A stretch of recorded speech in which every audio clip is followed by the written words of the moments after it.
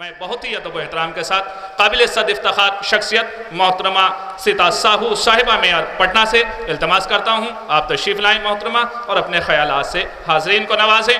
दोनों हाथ बुलंद करके पूरी ताकत और तवानाई के साथ लब्बैक या हुसैन, लब्बैक या हुसैन, लब्बैक या हुसैन। सलावत पढ़ें।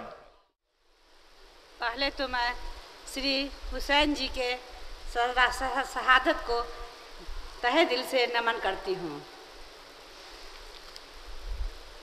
इमाम हुसैन के पुत्र सैयद सजाद के 1400वां जन्म दिवस पर दास्ताए सजादिया द्वारा किए गए अविश्वसनीय प्रोग्राम में आए हुए तमाम मेहमानों को पटना की इस पावन धरती पर स्वागत है।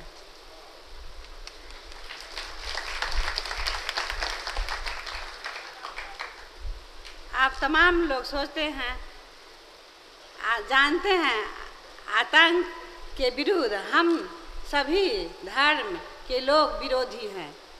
आज देश में आतंकी बहुत बढ़ गए हैं। इस पर हम लोग सभी मिलकर उससे लड़ेंगे और सुंदर भारत का निर्माण करेंगे। धन्यवाद।